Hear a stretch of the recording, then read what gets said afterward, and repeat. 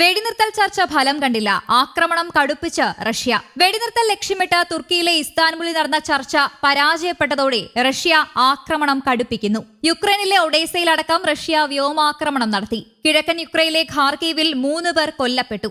ചെർക്കാസി, സെപ്പൊറീഷ്യ നഗരങ്ങളിൽ നിരവധി പേർക്ക് പരിക്കേറ്റു. റഷ്യയിലെ ഊർജ്ജ സൈനിക കേന്ദ്രങ്ങളിൽ യുക്രൈന്റെ ഡ്രോൺ ആക്രമണവും ഉണ്ടായി. റഷ്യയിലെ സോജിയിൽ 2 പേർ കൊല്ലപ്പെട്ടു. 11 പേർക്ക് പരിക്കേറ്റു.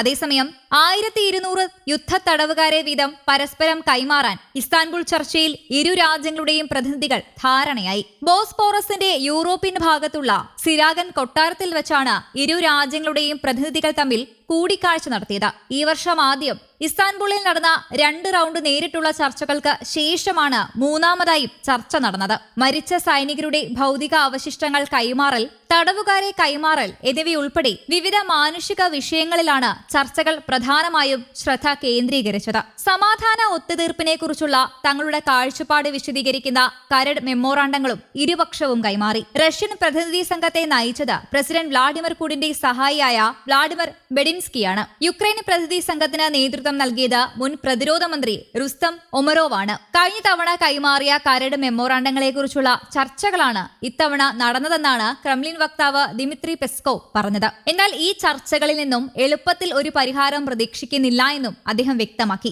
കാര്യങ്ങൾ എങ്ങനെ പോകുമെന്ന് കാത്തിരിക്കുന്ന കാണണമെന്നും പെസ്കോവ് കൂട്ടിച്ചേർത്തു. കൊല്ലപ്പെട്ട 3000 യുക്രൈൻ സൈനികരുടെ മൃതദേഹങ്ങൾ വിട്ടുകൊടുക്കുമെന്ന് റഷ്യ അറിയിച്ചു. മെയിലും ജൂണിലും നടത്തിയ ചർച്ചകളിലും യുദ്ധം അവസാനിപ്പിക്കാനുള്ള നീക്കങ്ങൾ പരാജയപ്പെട്ടിരുന്നു. ഫ്രാൻസ് യുക്രൈനായി നൽകിയ മിറാഷ് 2000 ഫൈറ്റർ ജെറ്റ് കഴിഞ്ഞ ദിവസം തകർന്നു വീണിരുന്നു. ഫ്രാൻസിന്റെ ദസാൾട്ട് ഏവിയേഷൻ നിർമ്മിച്ച മൾട്ടിറോൾ ഫൈറ്റർ ജെറ്റ് മിറാഷ് 2000 1978 ആദ്യമായി പറന്നത്. 1984 ഫ്രാൻസ് അവയെ തങ്ങളുടെ വ്യോമസേനയിൽ ഉൾപ്പെടുത്തുകയായിരുന്നു. അതേസമയം റഷ്യയുമായുള്ള യുദ്ധത്തിൽ യുക്രൈൻ ഫ്രാൻസിൽ നിന്ന് 6 മിറാഷ് 2000 വിമാനങ്ങളാണ് സഹായമായി സ്വീകരിക്കാൻ തീരുമാനിച്ചിരുന്നത്. ഇതിൽ ആദ്യത്തെ 3 വിമാനങ്ങൾ ഫെബ്രുവരിയിൽ കൈമാറിയിരുന്നു. യുക്രൈന് നൽകിയ മിറാഷ് 2000 വിമാനങ്ങൾ പഴയ മോഡലുകളാണ്. 2029ഓടെ ഈ വിമാനങ്ങളെ ഫ്രാൻസ് സൈന്യത്തിൽ നിന്ന് പിൻവലിക്കാൻ തീരുമാനിച്ചിരുന്നതാണ്. അടുത്തിടെ നടന്ന സർക്കാർ പുനഃസംഘടനയിൽ അടുത്ത വർഷം സൈന്യത്തിന് കുറഞ്ഞത് $120 ബില്യൺ വേണ്ടിവരുമെന്ന്